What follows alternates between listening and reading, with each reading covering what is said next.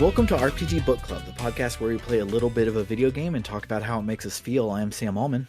I'm Bernard. And I'm Trish. And today we will be discussing all of the games that we played in 2023-ish. Not just new releases, but all the stuff that we played and liked. It's our Game of the Year special, but we're a retro podcast, so very few of these games will have come out this year. But before we get to all of that, how is everyone's week? So this last Thursday, so a few days ago from the time of recording, was my 2-year anniversary with Marie, one of the partners I'm living with. And to celebrate, we decided to finally do something that we've been talking about doing for ages. Namely, about 30 minutes away from here, there's a lesbian bar. Ooh. And we hadn't visited. I wanted to. I don't have a great track record with bars. That I just don't. I'm not good at socializing in general in the first place, and when you add it being kind of dark and very loud, not a great combo. But we went, and it was all those things. It was a bar, but we had a good time. I wish I'd remembered to bring my earplugs so we could have stayed longer than 2 hours before I started having auditory issues. But we socialized successfully. We got a good grade in socializing. I tried a fun mixed drink called Girl of My Dreams.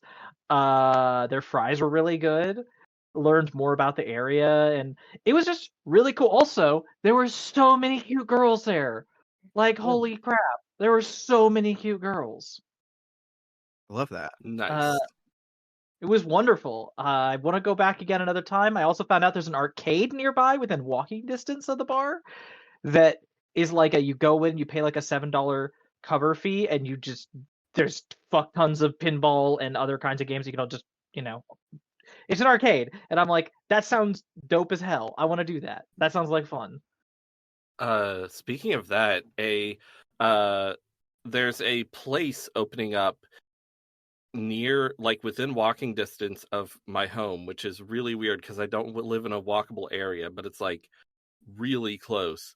That the sign says arcade and bar, and I'm wondering what sort of arcade. Like, will it have good shit? Because if it had good shit, that'd be pretty cool.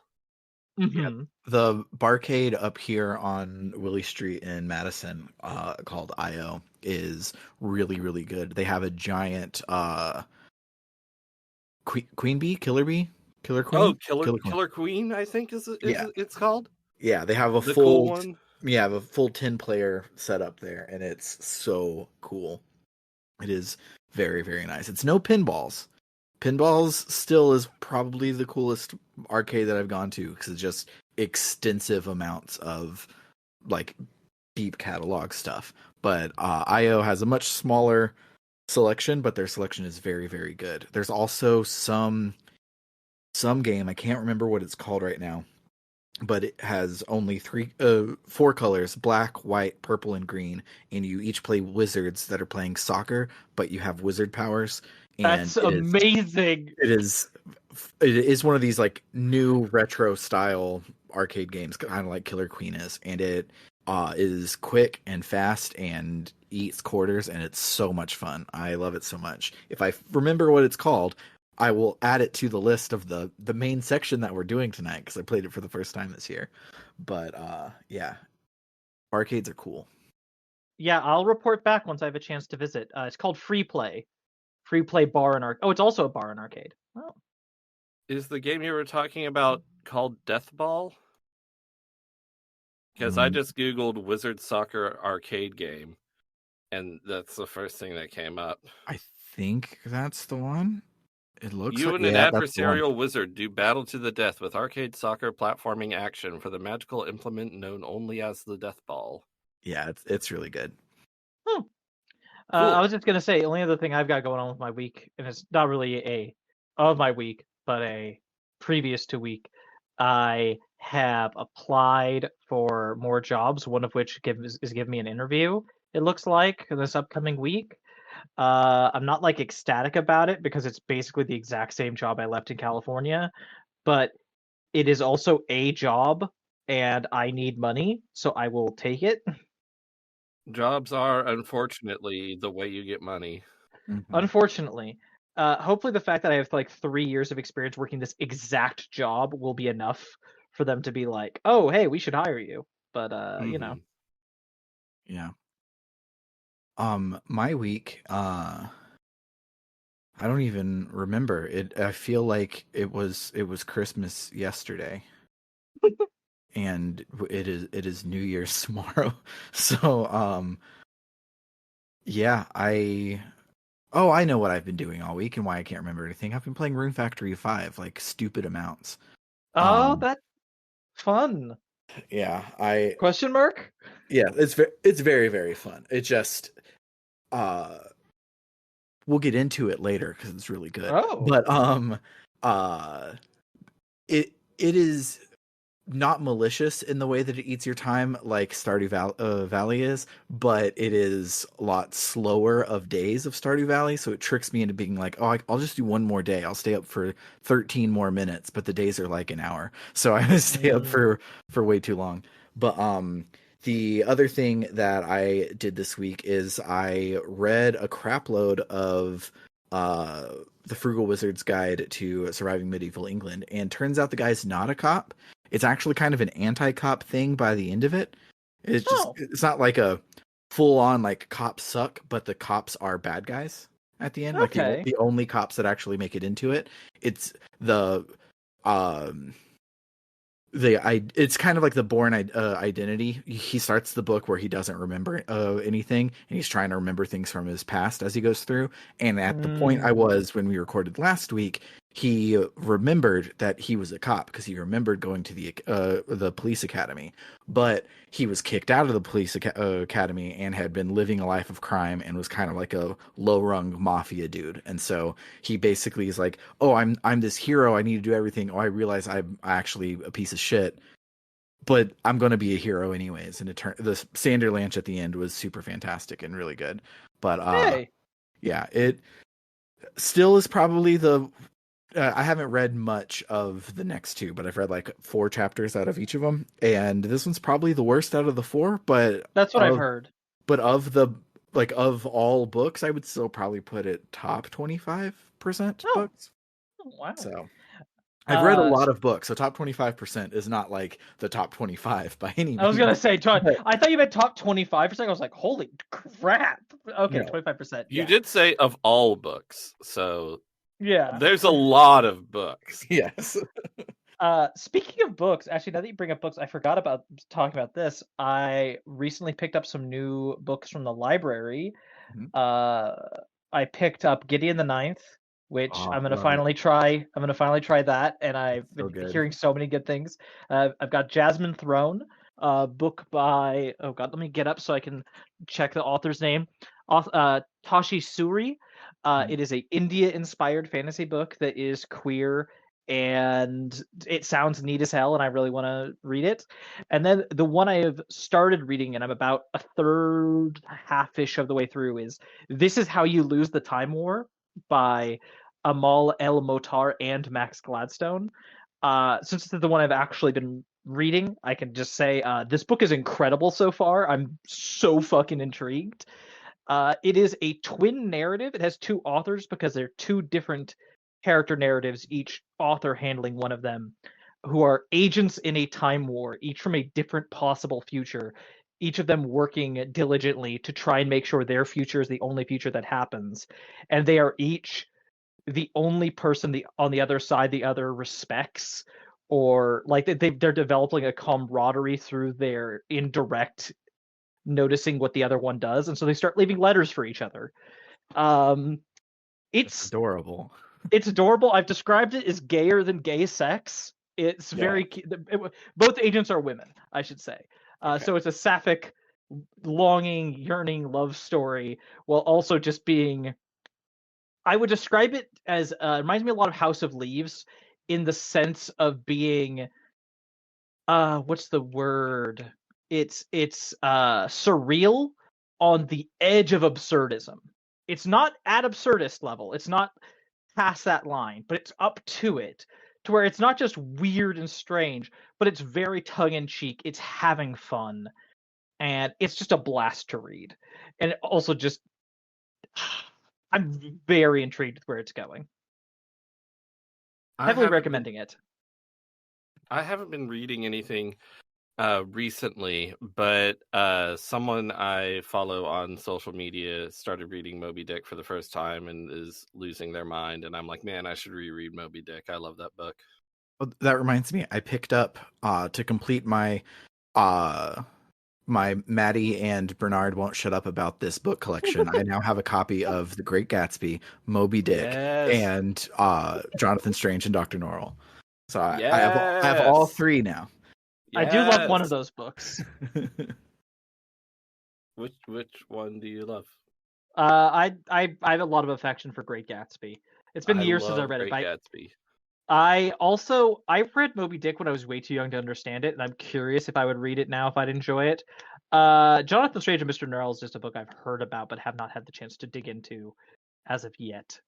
So Moby Dick, I'm still too young to understand it, but it's just beautiful and captivating, and I would recommend listening to an audiobook of it because I feel like I haven't tried just reading it on paper, but I feel like I would get too bogged down in like what each individual sentence means instead of just letting all the prose wash over me, and I understand like 85% of it, but that's enough and it's great. I'm trying to remember who read the audiobook version that I really like of it. Maddie Grace actually listened to another one recently and said it was also really good, but I don't know. If anyone's interested, I can figure that out. Awesome. Speaking of things that Maddie Grace has been trying to make me do forever, I also listened to Five Iron Frenzy's Engines of a Million Plots this week, and Maddie's right. It's probably their best album. It's really, really good. It is a Five Iron Frenzy album for people who like music, but not necessarily for people who like Five Iron Frenzy. Like their stuff has usually all been so tongue in cheek and like very pop punky and things like that. You have to swallow a big pill of, okay, this is their, like, the things are sadder and darker and harder to go through, because this Engine of Million Plots is their first one not as a straight up Christian band. It is a band with a lot of Christians but also with a lot of non-Christians in it, and a lot of the lyrics deal with that duality of like, what does it mean to like question your faith? How do you give it up? How do you find it even though everybody else has given it up, etc., etc.? It's very, very, very different from the rest of their stuff, but it was very, very good. I really, really enjoyed it.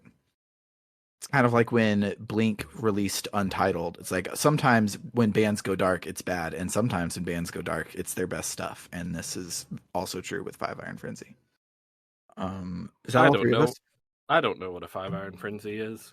They're a ska punk band from back in the day. I know of them through an ex of mine who grew up Christian and so knew Five Iron Frenzy, and there's a couple individual Five Iron Frenzy songs I could pick out and be like, oh, that one's really good. But I'm not a Five Iron Frenzy fan personally. Yeah, even though I love ska. Yeah, of their old stuff, I enjoyed it when I was of the time because a lot of it is very very silly, but like 4 or 5 songs have stayed with me in my grown-up years, but almost all of Engine I would enjoy. So if you like ska and you don't necessarily like Five Iron Frenzy, you should check out Five Iron Frenzy's Engine of a Million Plots, Trish. Maybe you'd like it. Maybe.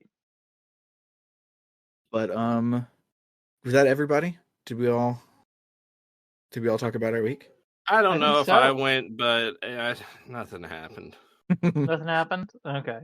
Cool. So yeah, we'll listen to our favorite podcast song of the year. And by our favorite, I mean Bernard's, because he's going to be editing this episode and I'm not going to double check him on what he puts here. But we'll listen to that and then we'll talk about our games of our year 2023. I have to choose a song from every song.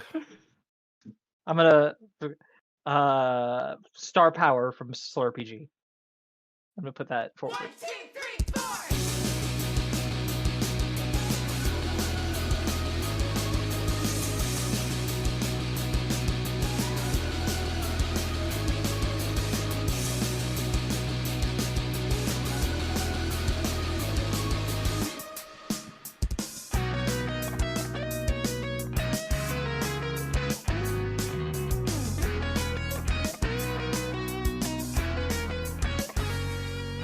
All right, so I did not rank any of these things. I gave them all superlatives, and I have quite a few. So we're just gonna free ball it, which that sounds super gross. That's not the That's not thing. Giving you a look right now, man. We're just gonna freestyle. freestyle it. There you go. I don't know. Whatever. my brain is an enigma. So we're just gonna talk about stuff. Who wants to go first? Well, it sounds like y'all both did superlatives. I didn't. I don't have any superlatives to give. I just am looking at my backlogged list of games I beat this year and pondering them. Cool. Which one are you pondering first? Well, Tales of Fantasia is the worst game I played this year. Hell yeah. Mine too. And I've played some stinkers. I'm realizing that there were I played a lot of games for this podcast and we started Final Fantasy VII last year, but we finished it in March, and that was amazing. Final Fantasy VII, better than I remember it. We also, very close to that, we finished The Legend of Heroes Trails from Zero, which fantastic game. We should probably play Trails to Azure sometime. Yeah, we're going to finish it in 2024. That's our podcast New Year's resolution. Okay. Is it okay for me to play it if I've played no Trails of game? Oh, wait, I've played some of Cold Steel and that was it. Absolutely not. Definitely. So not Azure. Zero, probably. It's not the best start, but it would be an okay start because it's kind of off in its own corner of everything. But the people that say that you should start at Sky and go chronologically are correct. The thing is, Trails from But Zero I have a great desire to stick my middle fingers up at that kind of. This is how you play it. Again, I started with Stormlight Archive and the Cosmere. I do what I want. It's true. The thing is, Trails from Zero generally is an okay place to start, but there is a really good subplot that is a direct continuation of a subplot in Trails in the Sky. Yeah. So that really, I feel, benefits a lot from having played Trails in the Sky. And Trails in the Sky is so good anyway. Yeah. It's like, you should play it anyway, so why not I'll play them all in order. And the most important reason to play them all in order is the quality of life and systems changes as you go forward, because they are not crazy different. But if I had to, like at this point, if I had to go backwards and have just the orbment system from Trails in the Sky first chapter, I would kind of hate it. Like I'd be missing too many of the customization options and stuff like that I have in the new one. And I would definitely be missing a lot more of the turn bonuses that we have now that weren't there in the original. It's definitely one of those games that it adds on. So starting at the beginning, not only storyline will make a lot of sense, but I feel it would be weird and frustrating to go from the very polished, we've done this for 10 games system to go back to when they were first shaking the rust off of it. It's Makes the first sense. one, so that's not the phrase. I don't know why I try to say idioms on this fucking podcast. I can't do any of them. Well, I for some reason remembering something about a game breaking its mechanics over its own back or something. Yes. So, I'm trying to think of a superlative for. I played Parappa the Rapper for the first time this year, Ooh, I still need to play that. and I think the superlative is game that Joker-fied me the most because it's a rhythm game. I'm already not good at rhythm games, but it is insanely difficult. I'm pretty sure a lot of the actual rhythms don't match up or make sense. And so then I went on YouTube and was like, Parappa the Rapper perfect run or whatever, because I wanted to see what a perfect run looked like. I think I was actually stuck on the cooking level, which apparently is notorious. So I looked up that one.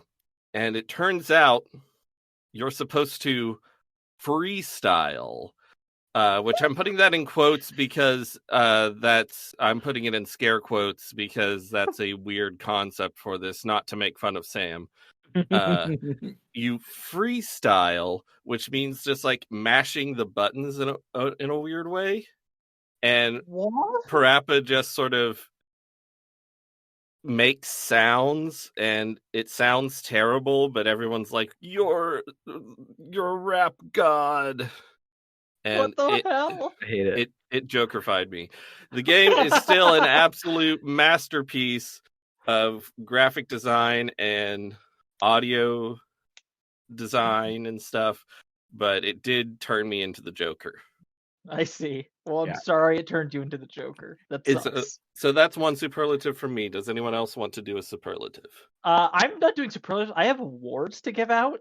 All right. I'm gonna give to start with my podcast favorite award to Skies of Arcadia for being of games I have tried for the podcast so far since my very first ever guest hosting. Skies of Arcadia wins favorite one so far. Apologies to Persona 2 and Wild Arms 5, the 5th Vanguard. But but Skies of Arcadia was just such a delight from start to finish. It was, again, this is a game we talked about on the show, so I don't want to like get into it a ton, but it was such a good time. It was a adventure, a romp. It was all of these fun things while also just like not doing things, not playing with certain tropes that would have made me annoyed.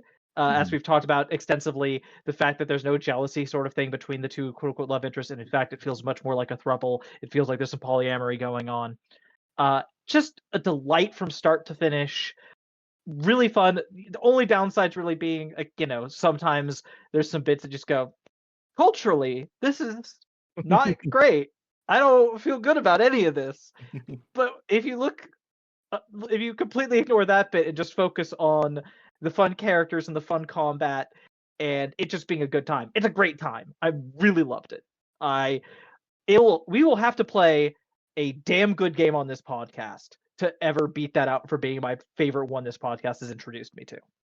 Yeah, Skies Sam? of Arcadia is gets my award for game that is better than I remember from my childhood.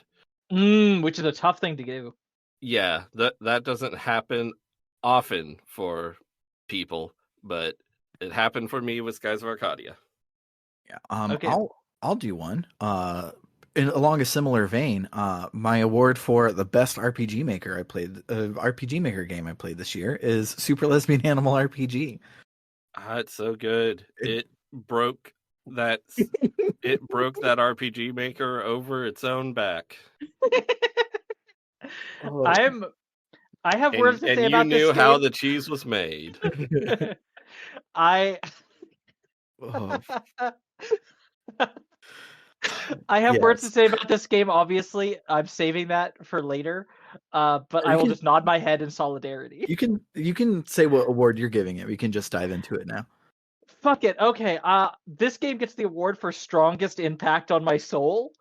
Sometimes you encounter a piece of art and you kind of realize at some point in the process that this is going to be stamped onto the fabric of your being for the rest of your life, and it's just never going to be able to be taken away from you. And that was Super Lesbian Animal RPG this year, more than any other video game, more than any other piece of art, really. It is just, it's an RPG Maker game. It is simple in a lot of ways. It could be better in many ways. We've talked about areas where it feels like there's just like less content than there should be, or areas where like it's just like missing a little extra thing here. But screw all of that. It just makes me happy.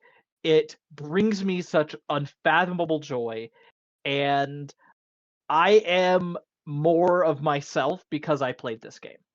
Yeah. One thing I really, really liked about it. So, in addition to all of the cool mechanics that they managed to do out of a fight magic items basic ass RPG Maker engine, Yeah. is it's doing an Undertale without it not being an RPG at the same time.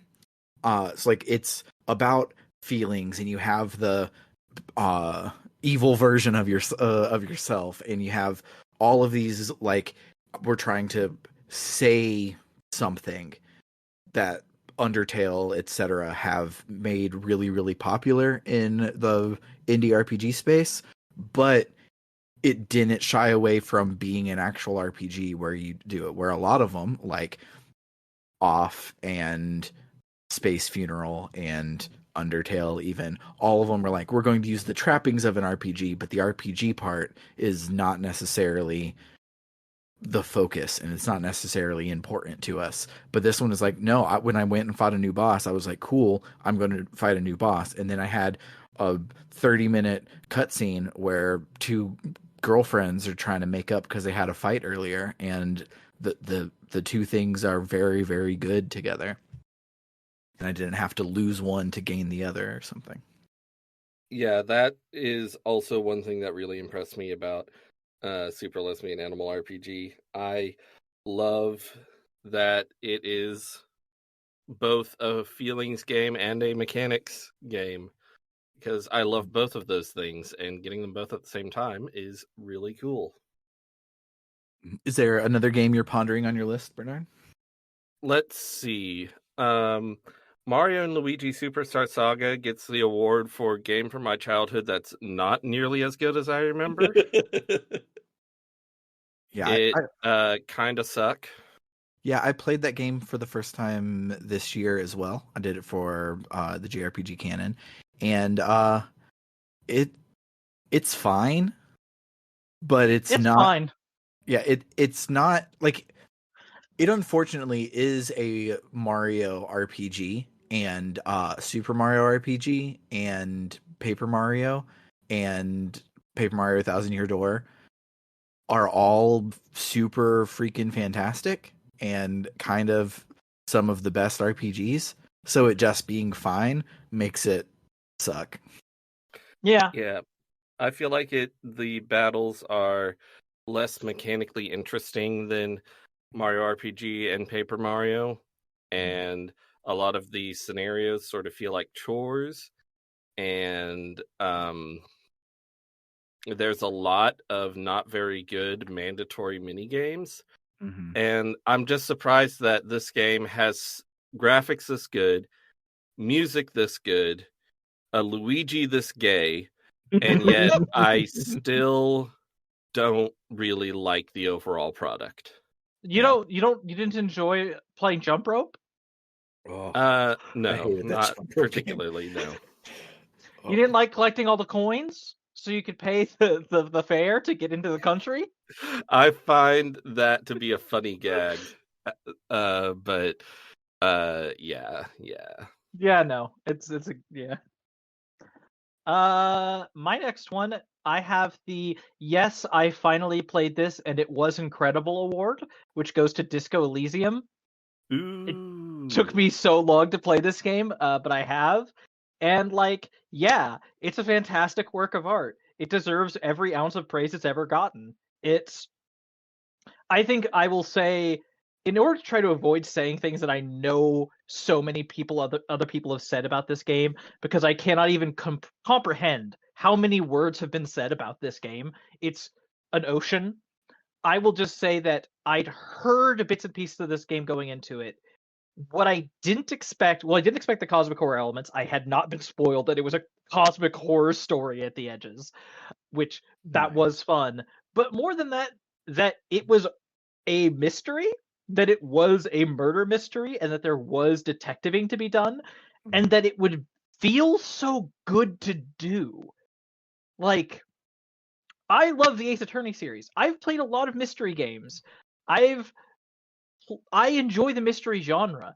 This was something really fresh and interesting in that genre, even when you leave aside the psychological aspects and the social commentary and the political commentary and all of the other things. It's also just a damn good mystery story that is engaging to play. Yeah, I have been very much meaning to play it, and I still have not. But I was listening to Acts of the Blood Gods PAX panel from a hot minute ago on their podcast, and they were doing a like a fantasy football draft, but they were creating an RPG using bits and pieces from other RPGs, and they were doing a draft. And for the party, they the first person was like, "Well, I have to steal this before everyone else does. My party is going to be Disco Elysium," and the crowd was like erupted, and everybody was like, "Oh, damn it!" And I'm like, I didn't know you had a party in that game. I only ever thought there was just like a dude doing a detectiving, but apparently not only are there other characters, they're so good that a room full of RPG fans were like, "Oh my god, that's the correct pick that you picked Disco Elysium for best party." It is. It is. Even if most of the game it's usually just one person, it was the correct choice. Yeah. So I definitely want to play it fairly soon. I recommend it. Speaking of mystery games, that makes me really want to play Disco Elysium because I love mystery games. I didn't play this one this year, but it's a game that I have to recommend whenever I have a chance to, because I've not yet successfully gotten anyone to play it. But have y'all heard of Paradise Killer? I've heard of it. I've never played it. I have it downloaded to my Steam Deck after your previous recommendation. And then also Brandon Sheffield on Insert Credit, he said somebody broke into his brain and made a game just for him. And he has a very stupid TurboGrafx 16 brain, and so do I. So I'm very excited for that. Bernard, I have my fingers steepled in front of me right now. Please explain to me why I should play this game. So Paradise Killer, it's like, so it's this really weird, it's a basically a locked room murder mystery. You're the detective trying to figure it out, but it has the weirdest, wildest world building ever. It takes place in, like, I'm trying to remember the exact details of the world building. It takes place like in this paradise dimension that like these I'm trying to remember what they're actually called. They're sort of like gods. It's basically like a ruling class that exists over humanity, and they're all sicko freaks and all very hot, and they all stand in JoJo poses constantly. And you have to figure out which one killed the people. And some people say it's sort of just like a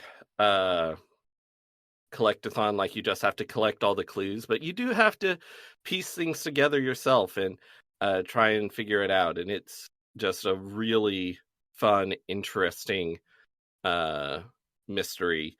And the graphics are bizarre and beautiful. The music is bizarre and beautiful. I just love it. But I didn't actually play it this year. I played it like when it came out, so we probably shouldn't keep talking about it.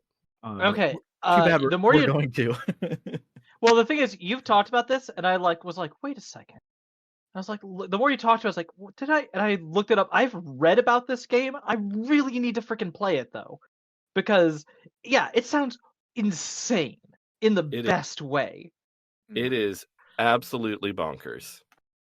It also seems really gay. It is extremely bisexual.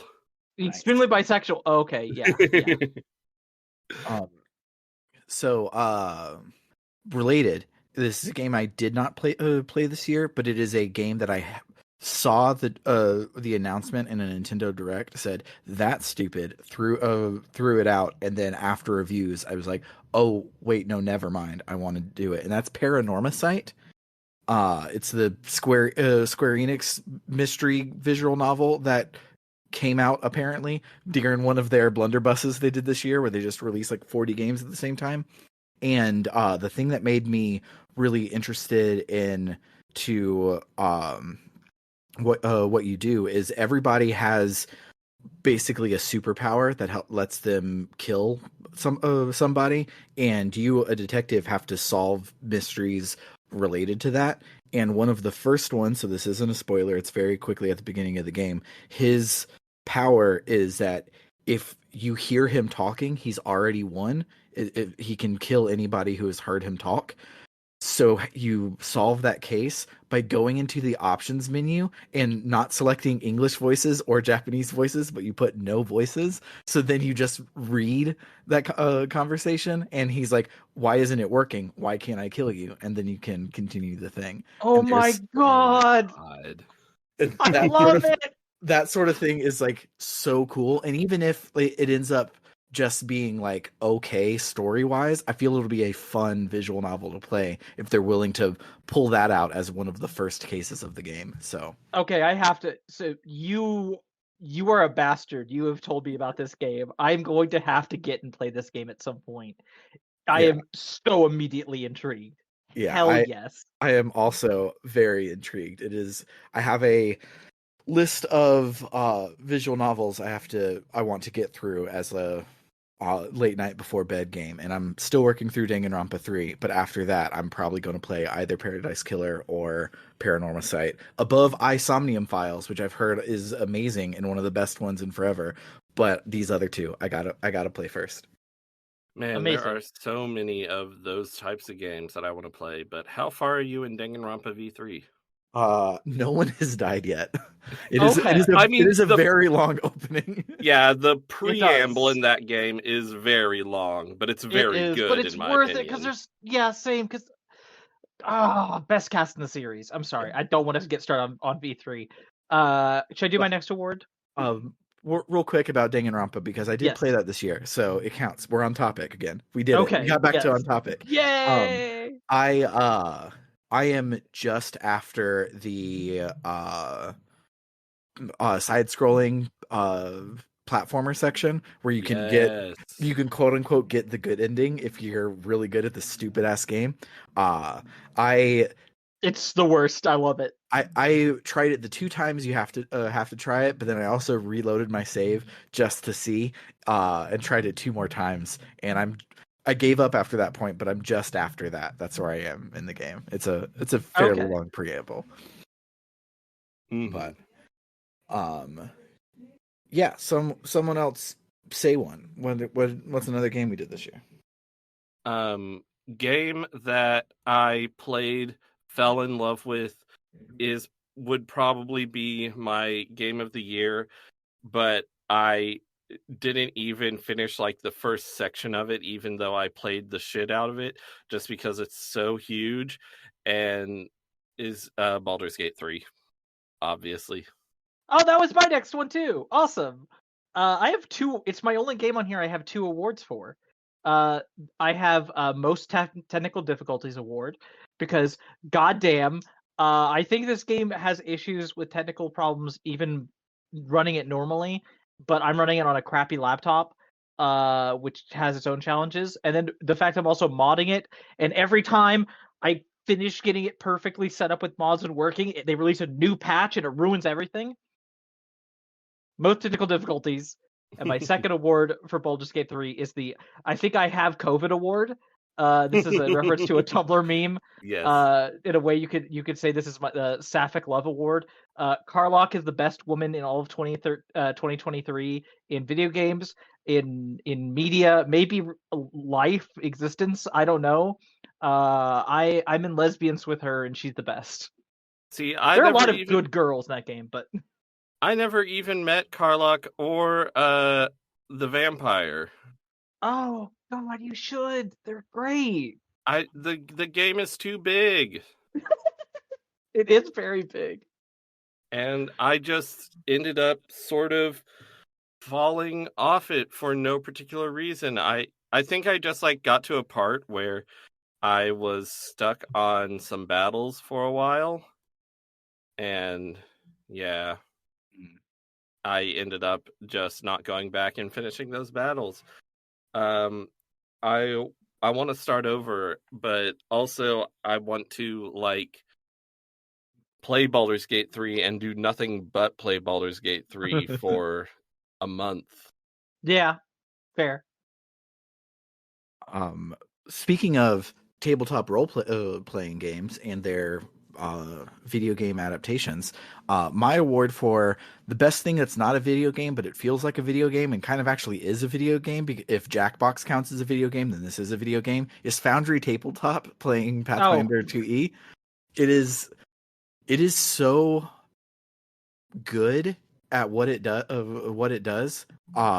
The like Pathfinder is really, really fun, but it has a lot of fiddly bits, and having something that automates all of the fiddly bits and makes it look and feel like you're actually doing a dungeon and things. It's just, I was resistant to doing an online tabletop for years, mostly because Roll20 is garbage, and that was the only one for so long. And so I hadn't actually done it, and then this last session we did for the first time in Foundry, and it was so freaking good. That's great. I have an award to give to Roll20. It's I Hate You, Please Stop Existing award. Yeah, it's bad. It's really bad. It's not intuitive, and Foundry No. is very intuitive, and that's why I really, really like it. That's wonderful. I'm glad that Foundry has been better for you. Because I have so many, I want to throw out a couple really, really small ones that we won't have a lot to talk about. So you do that. My best completed game that has spent the longest on my backlog game is Magi Nation for the Game Boy Color. I started playing this for the first time in 2006, and I loved it. And I lost my Game Boy, and I could not ever beat it. And I kept meaning to go back and finally play it. And I would play the opening, and the opening's great, and I would do that and then forget about it. But when I got my 353 V, I was like, oh, I'm going to finally play it. And I did finally play it, and it rules all the way through. Yay! It's fantastic. Speaking of which, the RG353V wins my best gaming habit changer. I now don't just surf Twitter, though no one does. When I'm bored and have 5 minutes, I just pull out my 353V and I play 4 or 5 minutes of a video game, and it's super duper cool. Related is Aretha the Famicom. I've talked about it a lot, but it has the best sprites for the mediumist game.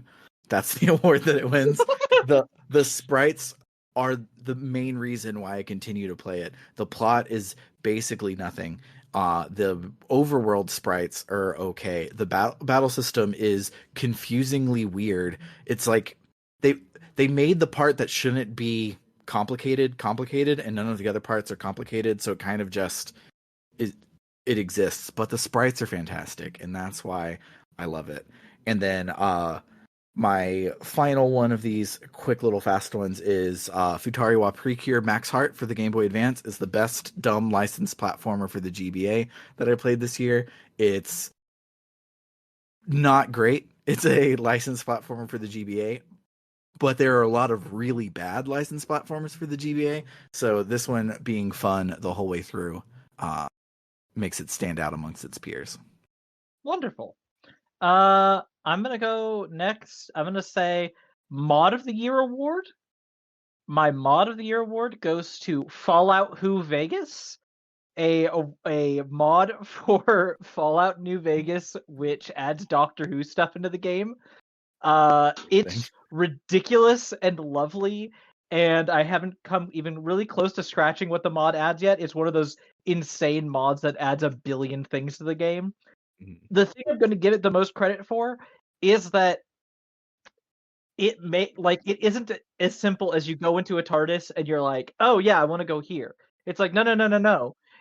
It's gonna be like you have to turn on. I have somewhere on my desk. I have the list of instructions on how to get the TARDIS to start working, because you need that. It's That's like amazing.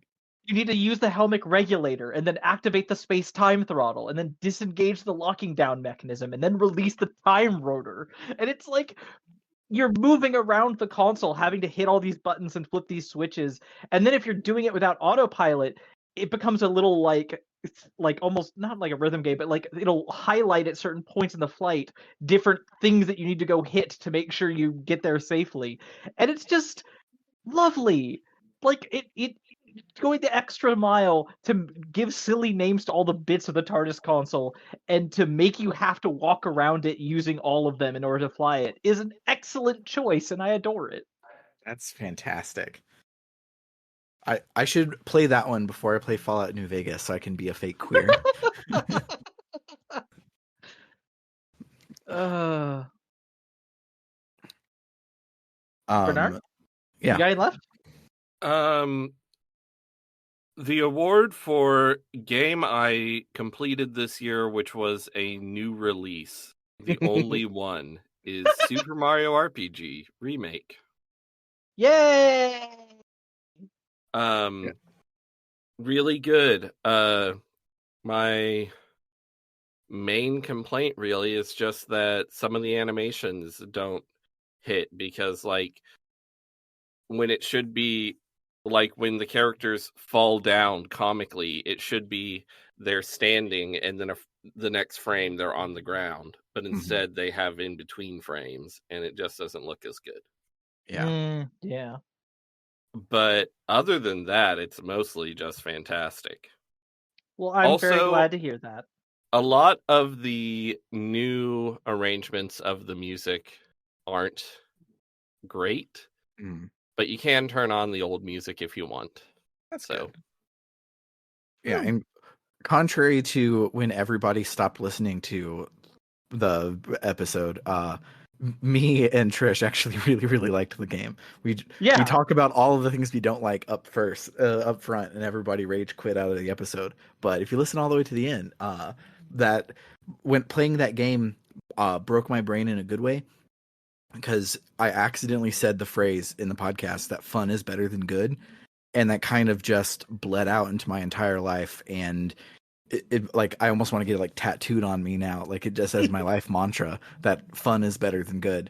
And yeah, I definitely want to play the remake. I have the remake downloaded to my Switch. I haven't started it yet, but I'm going to complete that game. I would love to do that at some point. Unfortunately, once I get money, likely from getting a job, I am going to be legally required to first buy the new Mario game, because I am a huge Mario platform fanatic, and the fact that I still haven't played this new one is slowly driving me insane, and I need it. It's a bodily need. That one's on my list. Would you like me to talk about it now to make you need it even harder? Sure, go ahead. I'll be totally normal, I promise. So, Super Mario Wonder, I don't have a good best for it, but it is the game that has used 3D graphics to be sprites the best ever. It has it solves the problem that Bernard was just talking about. Like a lot of the new Super Mario Brothers games have 8,000 too many frames in it, and Super Mario Wonder, you need to jump, you're gonna go into that perfect Super Mario Brothers 2 cover art Mario pose, and you're gonna get there real quick, real fast, and it because of a lot of things like that, it looks and feels like a Super Mario game in a way that New Super Mario Brothers didn't. And I am a New Super Mario Brothers defender, and I have liked every single one of them, starting from New Super Mario Bros. For the DS when a lot of people haven't. And this game knocks all of them out of the park. Like, no, blows them out of the water. It knocks the game out of the park. I did it. I corrected myself halfway through. That's an interesting hill to die on, I say, standing on my hill, which is the best 3D Mario is Galaxy 2. You cannot change my opinion. I don't. I do not know why I have not beaten Super Mario Brothers Wonder. I have played like the first few worlds. It is incredible. It's harder, more intricate, more it's more of a real ass game than New Super Mario Brothers, and I'm also a New Super Mario Brothers defender. And the graphics are incredible. The music and sound design are incredible. I love it so much. But for some reason, I am not compelled to sit down and play it. I every time I sit down to play it, I play it for like 4 or 5 straight hours and lose the whole rest of everything I had planned for the day.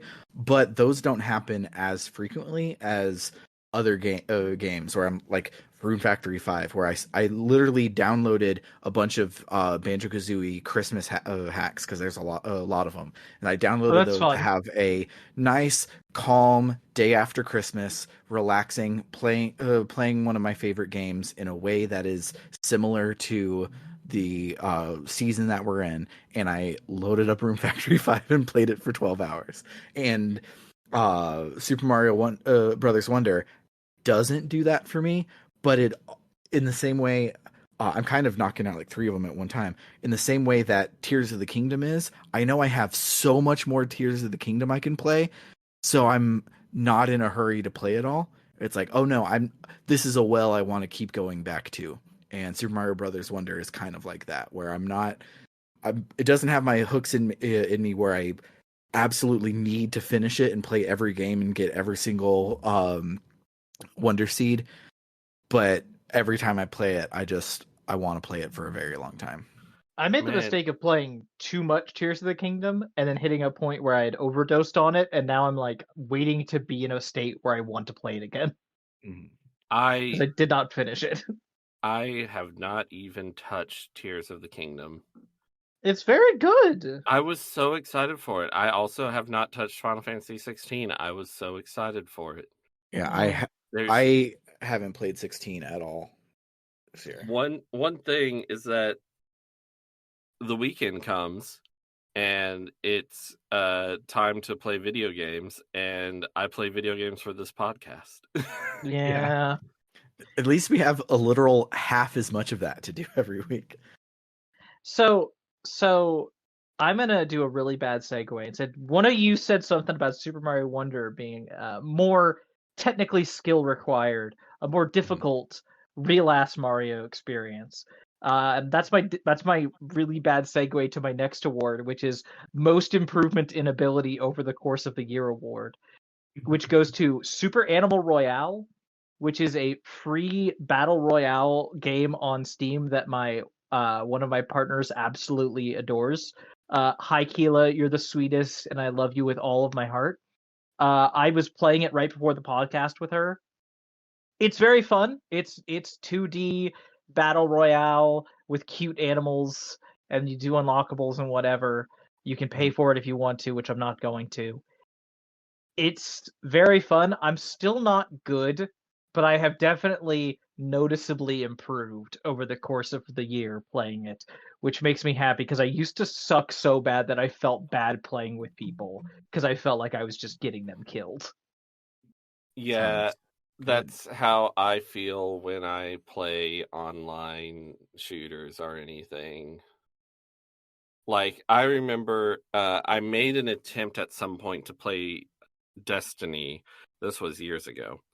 And I tried playing in the the PvP mode, and I ended up, what I would do is I would just stay at like one of the points that you have to capture. I would just stay there so that if someone came to capture the point, I would just slow them down a bit.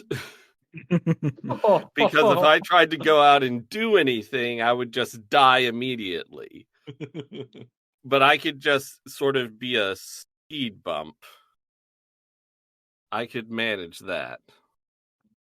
Yeah, that reminds me, speaking of playing online, earlier today, Storm was playing on my Switch, and he managed to get to playing Mario Kart 8 on playing online, and he got 11th place, which means that somebody out there, a 4-year-old, beat them at Mario Kart today.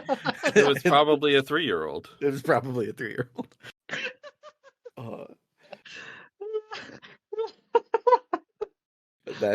That just made me laugh, 'cause Wonderful. I saw that he was like in 11th place or whatever. It was like, oh, good job, and then the thing ended, and it showed like online rankings, and it was people's usernames and not like Toad, Yoshi, etc. I was like, oh my god, you beat somebody! Good job, little boy. I played a lot of Mario Kart 8 this year. I did too. I decided I wanted to unlock all the gold shit. Mm-hmm. Well, I decided I wanted to unlock Gold Mario.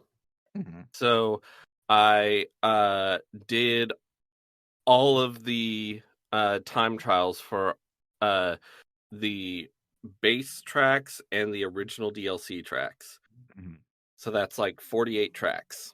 Mm-hmm. I did all those time trials, and it unlocked like the gold wheels or something, and I was like, what? And so I looked at the guide I had looked at ages ago, and apparently I'd mixed it up in my brain, because that's not how you unlock Gold Mario. The way you unlock Gold Mario is by getting a gold trophy in every pre in 200cc. And I was like, shit. Yeah, Oh, jeez. I'm not doing that. I did it though. Oh, awesome. And it was hard, and it was fun, kind of, finding a new, because you're essentially playing a different video game when you're playing 200cc. Absolutely. Yeah. So it was fun trying to figure it out. And one reason I actually went ahead and did that is that I often have my Switch. I live in a 2-story place, and usually my Switch is downstairs connected to the TV down there. And so I'll like be in the kitchen, I'll put some food in the oven or something, and then I'll go play Mario Kart 8 for like 20-30 minutes or something. So I ended up just doing it that way, and I did unlock Gold Mario. Nice. And Very good. I have completed without rage quitting, I think, 200cc courses, not even pre's. Yeah, it is. It's wild. It actually Man, I miss Mario Kart. I haven't played Mario Kart in so long. doing the 200cc pre's was actually not as hard as doing the 150cc time trials, or staff ghosts, I guess I should say. That was hard. I had to play Dolphin Shoals so many times. We mentioned it slightly talking about other things, but the next one I wanted to talk about is Tears of the Kingdom, just a little bit longer. That one wins my best whole chunk of a game that I didn't even know existed from all of the pre-release marketing, and that goes to the depths, the dark world of Tears of the Kingdom. It's fantastic. Like, it's so wild and strange and weird and fun. Like the the game does really good at like the stuff that you need to brave the depths are found on in the sky, and the thing that you need to fly through the sky is found on the ground, and the things that you need to do well on the ground is found in the depths. So you're constantly going through all of them. Or if you're like me, you're like, I just want to dive completely unprepared into this big dark abyss and just figure it out, and it like is really really hard and is not Zelda. Like I don't feel like I was playing Zelda when I was going through the depths. Yeah, no, it's a different just feeling. it was a very different feeling, and it was very very cool and very very good, and they literally didn't show a frame of anything underground besides just the fire temple, I think, in any of the pre-release marketing. So it was a complete surprise, and it was so awesome every time I did it. It has become my favorite dark world in all of Zelda's dark worlds, and Zelda has a lot of really good ones. Now you're And making Princess Hilda from Low Rule feel bad. yeah, that Low Rule is really really good. The Low Rule was probably my favorite one. Listen, Probably. Low Rule at least gets big props from me for, I think, just the fun of how they twisted the usual trinity of characters in Mhm. their Low Rule equivalents. Like, that was really fun. Yeah. I really really I liked Low Rule, but the depths just fucking Oh yeah, the rule. depths feel like you've stumbled upon a cosmic horror story and you're like, what's going on? Why am I down here? Mhm. Now, I haven't played Tears of the Kingdom, so I don't know if this is actually the depths, but you said they did not show a frame of anything underground. The announcement trailer, they're underground. The announcement trailer, they are Oh, not in the yes. depths. They are They're not in the depths. Yes, Yeah. but Bernard's fucking with us. Yes, I am. Okay. I But appreciate it. yeah, the caves above, like in the above ground overworld, there are still a lot of those, and those are all still really cool. There's actually a really long, basically almost dungeon It is, that you isn't don't it? don't Yes. even need to do. You Yes. just like you can walk above ground and get to the place that it gets you to on the other side. But if you want, you can go underground, and there's a bunch of like bosses and shit to fight, because why not? That's It is so wild to me going in caves in Tears of the Kingdom and realizing there were no caves in Breath of the Wild, and just being like, I didn't even notice. Like if you pointed Yeah. out to me before Tears of the Kingdom that, hey, do you know there's no like caves? Mhm. And is that a Zelda thing? I'd be like, That's yeah, weird. that is weird. Yeah. Yeah, where'd they go? Th- The answer there was Tears of the Kingdom. there are a couple caves in Breath of the Wild. Like A, you start out in one. B, there's the one that's Yes, shaped like a bird for the find the place that's shaped like a bird. Uh, but they're the very shrine. small parts of the game. Yeah, and there are so many caves in here that there's a special collectathon that you can do Yes. in all of the caves above ground, Yep. plus the giant chasm Yes. that is the depths. It is the game is good. The game is very good. There was a meme that was Spider-Man and Zelda in 2023. Man, the last one was probably the best one of all time. There's no way that they could ever top it. And then both of them were like, and yeah, I it's really need to very play accurate. Spider-Man 2 at some point. I wasn't talking about Spider-Man of Marvel Spider-Man 2. I was talking about Across the Spider-Verse, for the record. I haven't played number 2. Oh. But Yeah. yeah, I really want to play Spider-Man 2 though. I do too. Because I really enjoyed Spider-Man. first one. I really enjoyed Aside from the Miles propaganda Morales. bits, it was very good. Mhm. Yes, that was a weird part of that game.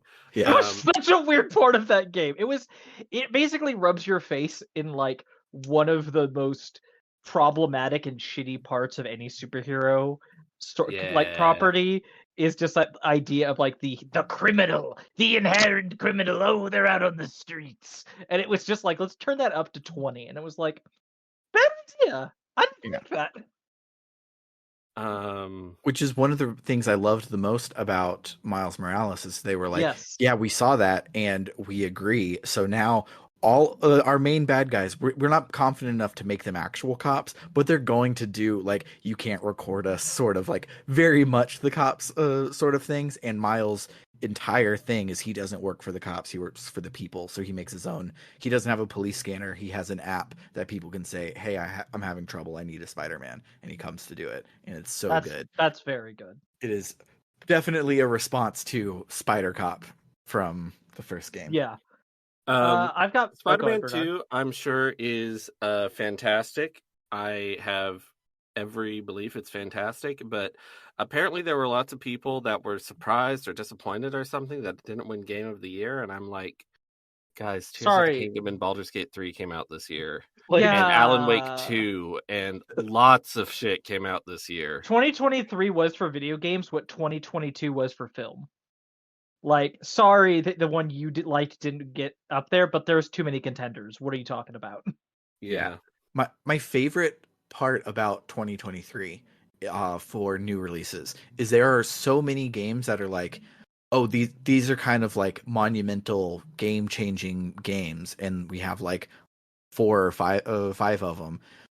But the like B tier stuff where I like to live, I basically only added Final Fantasy 16 and Spider-Man 2 to my backlog this year. I'll probably play Baldur's Gate 3, but I'm not that huge into like computer RPGs. Though I hear Neither it's am I, but It's so fucking good. It's so I hear good. it's the follow-up to Mass Effect that all of the Mass Effect games haven't been, and that's made me really interested in it.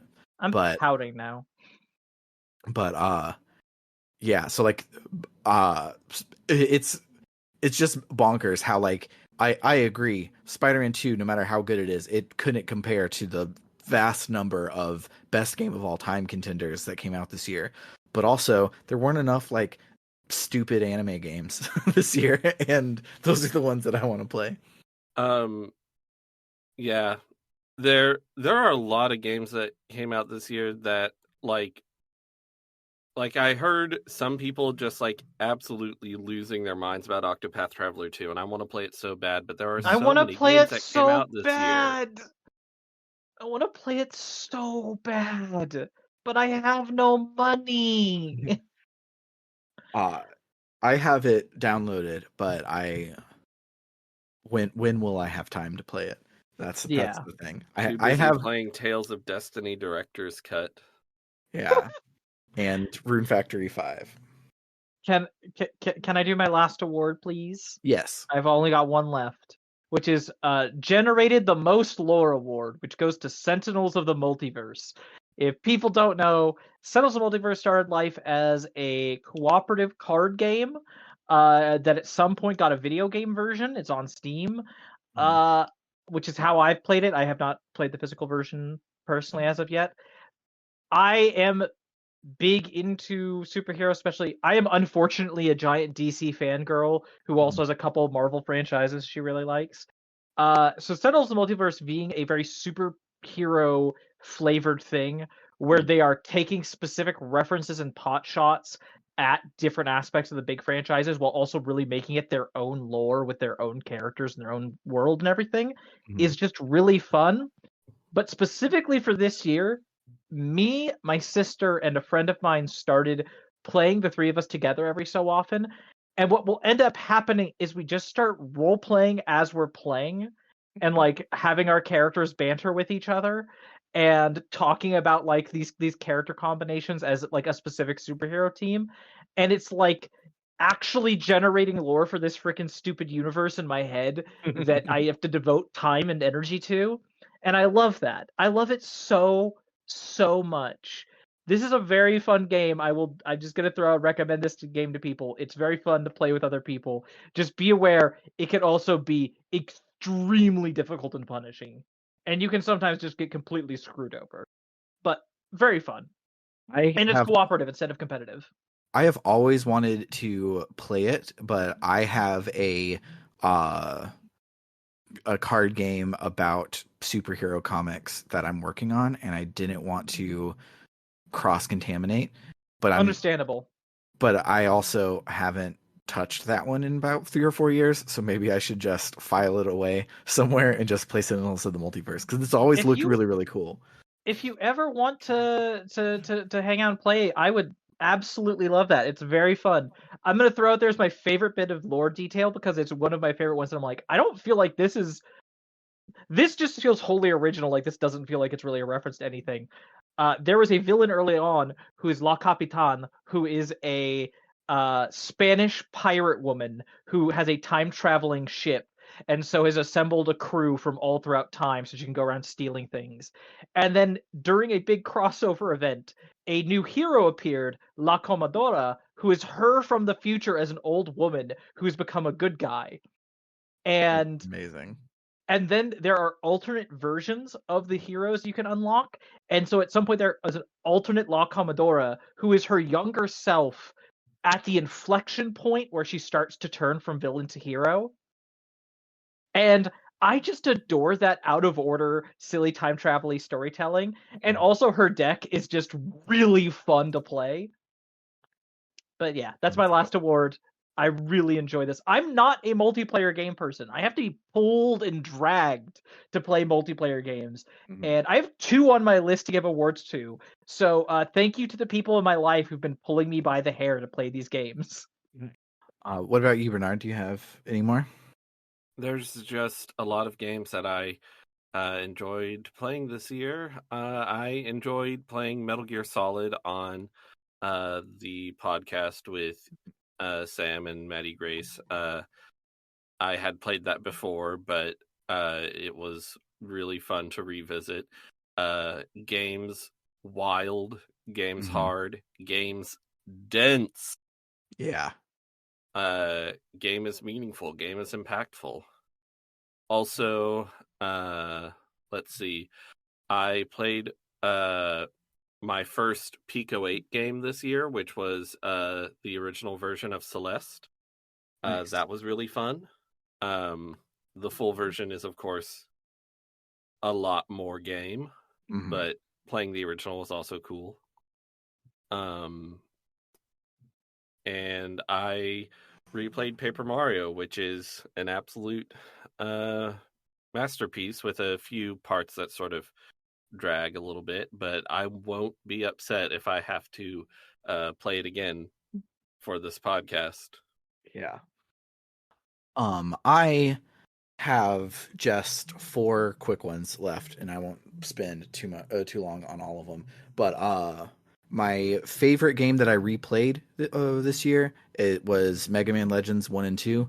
Uh, they're they're really really good, and the fact that it's probably, like, we looked this up on the JRPG canon, we couldn't find a definitive answer, but it is probably the first third person shooter game. Like, a lot of people give it to um Tomb Raider, but Tomb Raider is like a platforming game where you have guns, but Mega Man is a over the shoulder, you shoot at the middle of the screen, you strafe and run around things game, and it's probably the first one of that. And this whole genre being the first one being a Mega Man spinoff is kind of hilarious and cool to me. And the games rule for very different ways. The second game is a Zelda, the first game is a Metroid, and both of them are early third person shooters and also RPGs. And it's kind of bizarre that they didn't do as well as Capcom wanted to, and so they fired Inafune and canceled Mega Man Legends 3 for the 3DS. But I no, have one I just thought of, uh, which is not for a game I played, but my biggest surprise this year was Lies of P, because one, it's turned out it was a real game and not something that I dreamt. yeah, But it actually came out, and then I watched a streamer play some of it, and I was like, this looks really good.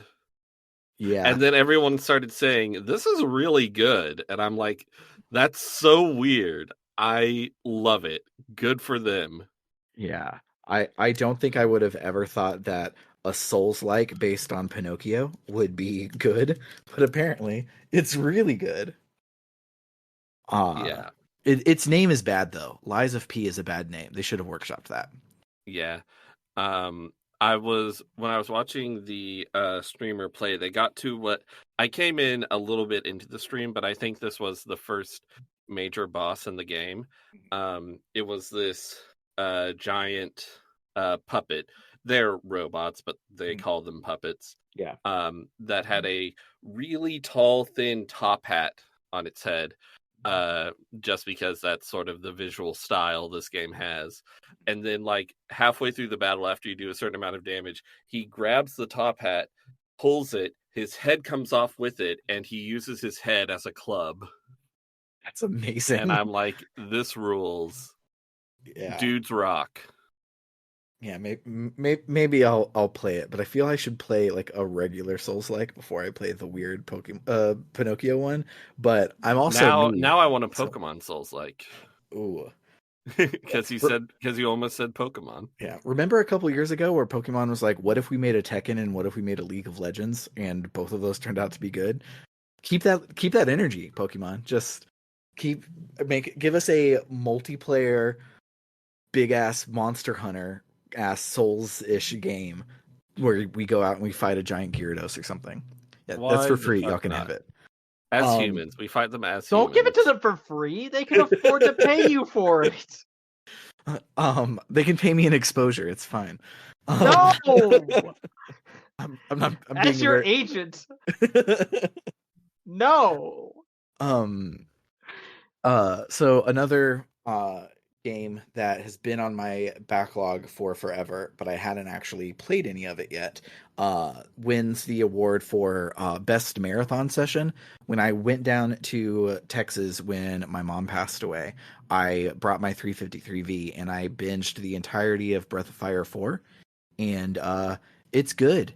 It's not revolutionary in the way that everybody says Breath of Fire 3 is, but I haven't played Breath of Fire 3, so I don't know. But it is just beautiful from start to finish. Nothing about it is terribly complicated or hard. It has a really good sense of place in it. Like all of the towns feel like a new place, and they feel like they're doing cool things as you go along, and it's absolutely gorgeous pixel art for the PlayStation, and I love it a lot. I will also not be mad if we have to replay it here in a couple of weeks. Another one that it wins the best, quote, actually is a 16-bit throwback, and we don't just say that because we made it an RPG Maker, end quote, game. So many games on Steam are like, oh, 16-bit throwback, and it's like, no, you just made it an RPG Maker. You're not actually doing classic RPG stuff. But Sea of Stars actually is, and Sea of Stars Maddie hates completely, and I don't know why. When I started it, they do the... Have you noticed that Maddie Grace is a hater? Yes. That might be why. I don't know if I'm the person, just a little bit, maybe just a little bit. Yeah. But yeah, it is pleasant all the way through. Parts of it are really, really good. Parts of it are like, oh, they were either on a time crunch, or they ran out of money, or they just didn't focus on this part of the game as much as the rest of it. Like, it has a... spoilers for being a 16-bit throwback. It has a dark world that you go to in the late half of the game. Who'd have thunk it? But who would have thunk it? But the everything in the dark world part is meh.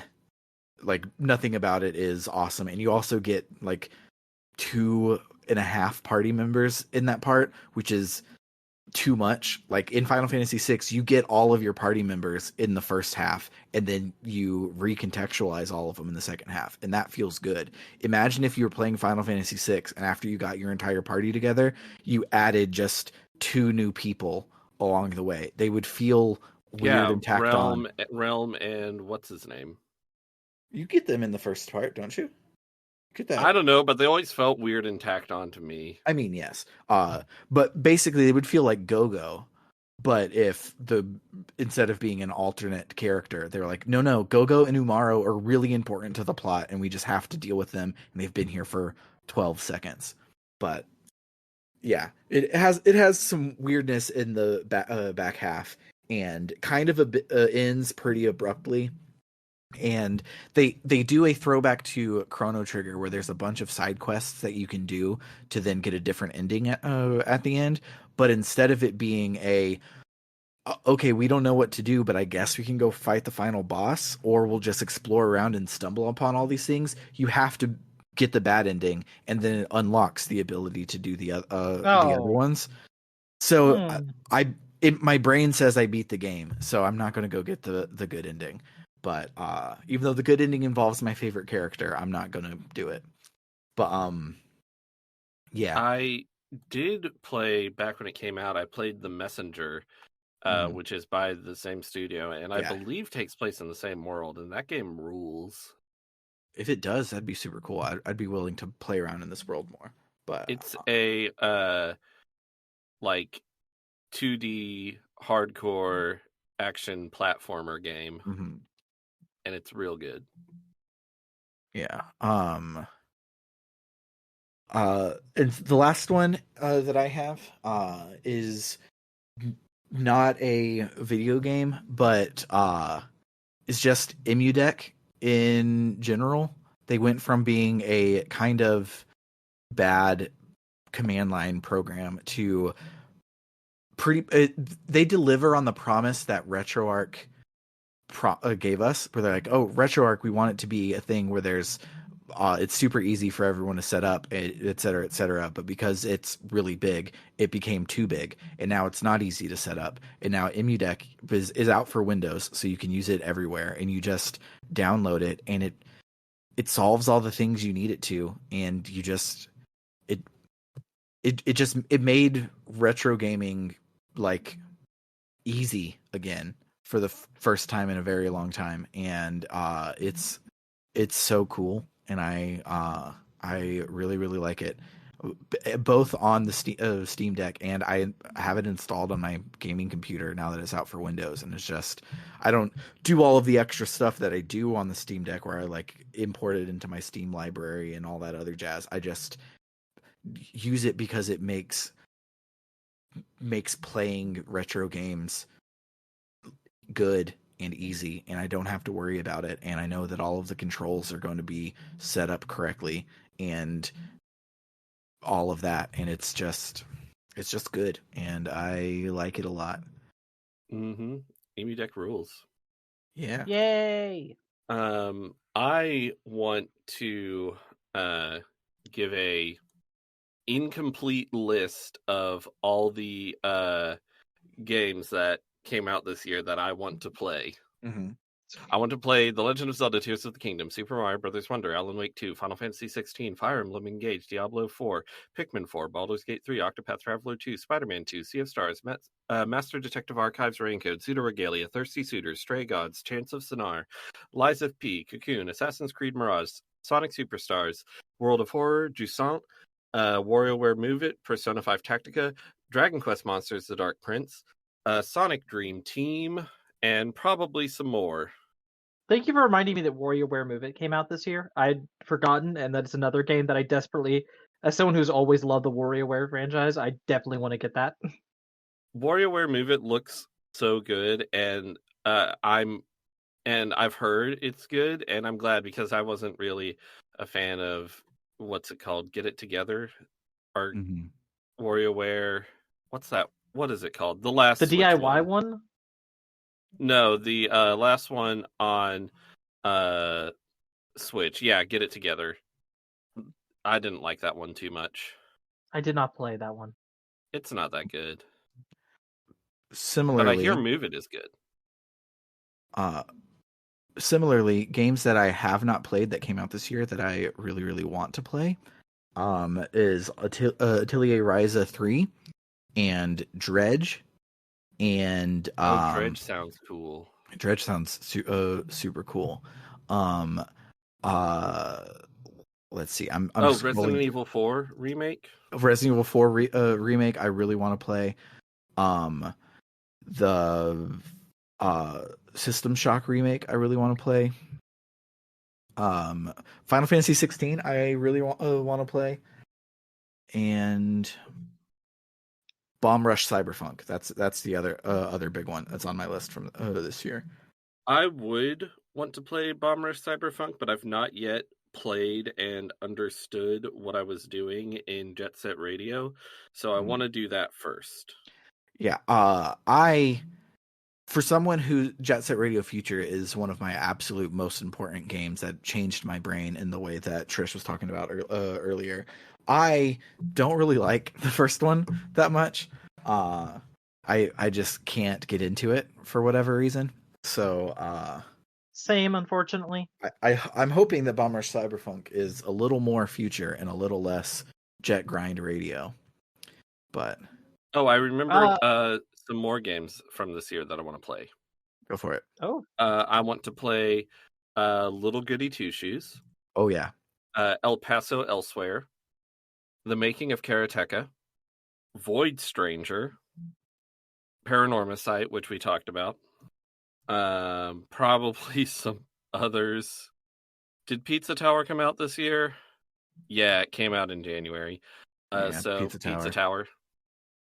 Another one on mine that I forgot to mention that I want to play next is Fashion Dreamer for the Switch. I'm a big sucker for all the Style Savvy games, and I don't know why they didn't call this one Style Savvy, and I would love to play it and figure out. See if it's super different, so that or they wanted it to be the same, or if it's the same thing and they just had a name refresh. you've both already talked about all of the games this year, basically, that I would like to play at some point. So mine is going to be a game that I want to replay. The person who I played through Disco Elysium with, and I also played through Slurpg with them this last year. I found out recently one of my favorite games ever is one that they have not played. So I'm probably somewhat soon going to be going through with them and playing through Valhalla Cyberpunk Bartender Action, which Nice. I just adore that game Mhm. from top to bottom. So looking forward to that. And then I guess just my last thing would just be not a game I'm looking forward to playing or a game I have played, but looking back at 2023, please correct me if I'm misremembering here, but I believe this is the year that I joined as one of the hosts of the podcast, Mhm. and I've loved it. I love being on here. I love talking to both of you. All the new games you get to help me experience, and it's just a blast, and I'm looking forward to another year of it next time. Aw, thank you so much. I have really enjoyed doing this podcast with you. Your original appearance as a guest host was last year, but yes, joining as Yes. a permanent host was this year. Yeah, it has been great to have you. It was so when Eli was leaving, me and Maddie were like, well, obviously the person we offer it to is Bernard. And then when Maddie was leaving, me and Bernard were like, well, obviously the person we're offering it to is Trish. So it's been fantastic to have you back and have you going forward. Being the first choice like that was not expected, and it still kind of makes me a little teary-eyed, and it makes me happy. Thank you so much for thinking of me and inviting me to do this with you. Absolutely. So yeah, I think even though I did see another game that came out this year that I wanted to talk about, let's end on a Hi-Fi Rush. lovey-dovey thing. Was that this year? I it think was last so. year. But yeah, there's a lot of good games, and I'm excited to see what new games this next year I will add to my backlog and never play. Hi-Fi Rush came out in January. Nice.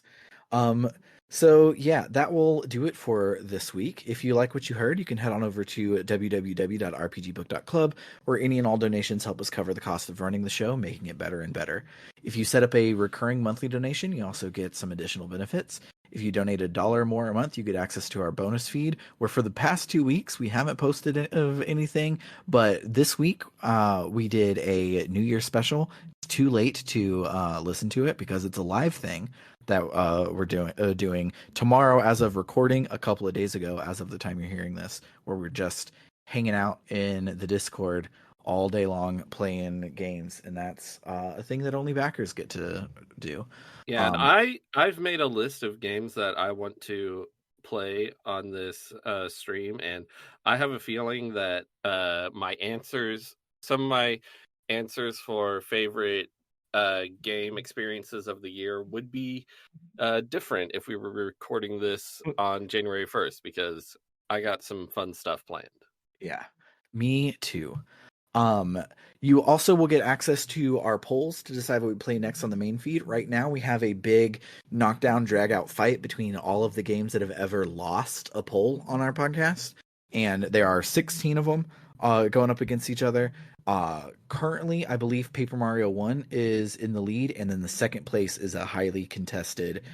Like it could be one of 6 things right now. So if you hate Paper Mario, first off, you don't have to support the show. It's fine. We don't need you here. Second off, if you I would if you hate it, I would truly prefer those people if they didn't. yes. But if for some reason you don't want us to play Paper Mario, you can go and vote against it because it's a ranked choice voting. So there's one game. I don't want to say which one it is. But there's a game that a lot of people have voted as number one. They want us to play it, but 2 or 3 people said absolutely not and voted it in last place. And now it's like halfway down the list, like 16 points is a lot of negative. So if you don't want us to play Paper Mario, you can go and basically fuck up its chances. If you want do to. that, I will hate you forever. You should be aware. But yeah, My it is. enmity will become unquenchable. Yeah, since we're doing it in ranked choice, there's no like clear winner right now. There's not like one that everybody voted number one. Like everything is winning by the virtue of how ranked choice voting works. So that can get fucked up really easy if anybody comes in and votes against it. So I love Maddie Grace. I'm glad she's not here so that we don't have to hear a very long explanation of how ranked choice voting works. yeah, the game you want us to play, you vote number one. The game you don't want us to play, you vote number 16. Here's wait. smallest Let number me wins step in. win. I'm Maddie Grace's replacement. I'm the resident trans girl. Let me please explain the political thing about ranked choice voting. You rank your choices when you vote. Nice. You did it. But so yeah, if you donate $5 or more a month, we'll also shout your name at the end of every episode, just like this. Shoutouts to Cerebral Wind, It's Clear Time, Frost Terror, Dragon Slayer 19, Floris, Kaldron, Freddy Rodriguez, AA Ron 524, and JFro Prime. And then finally, if you love us so much that you want to donate $20 or more a month, you also get to make me say a sentence of your choosing to say whatever you want, be it a plug or just some fun words to say. So shoutouts to El Tantavi, who wants you to check out critical-distance.com, an aggregator for games criticism and journalism. Shoutouts to Vimk, who has convinced me. I'm going to play Legend of Legaia as part of the stream tomorrow. There you go, Vimk. I'm doing it finally. And they want you to do it too. And then shoutouts to Carr, who is a dentist, so he's not plugging a Twitch stream or a website, but rather your own mouth. And he says to brush your teeth twice a day. Most importantly, the time before you go to bed. For RPG Book Club, I have been Sam Allman. I'm Bernard. And I'm Trish. Happy New Year, everybody. Bye.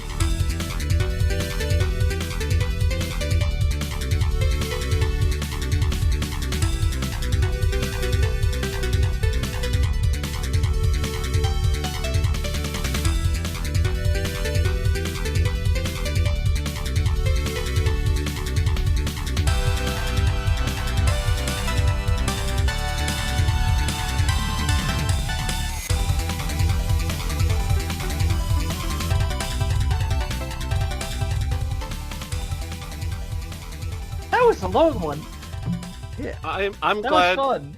I'm glad we wrapped it up when we did, because I suddenly remembered the Game Awards, and I would have brought it up and then gone on a long screed about how embarrassing it was. It was so bad. I'm very glad that I don't watch award shows and I don't care about them. I'll say one thing. It is so embarrassing that every year the best voice acting award just goes to whatever character was the biggest meme. When Resident Really? Evil 8 came out, it was Lady Dimitrescu, and her voice performance is very good. but it's not the best of the year. It's just a good performance. It's not a big standout, but she was the meme character. Yeah. And then this year it was Asterion. And Wait, really? I'm sorry, Asterion? I've seen clips of his He's very performance, good. and his performance is good. But he's not the best in that, even in that game, though.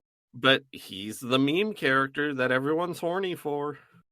So wait, he's the meme. I guess I'm in lesbian circles too much. I'm just like, no, Karlach is the one that everyone's horny for, right? Yeah. Yeah. Yeah. The people are horny for a lot of people in that game. I mean, that's fair. There are a lot of horny people. Yes. Several of them have horns.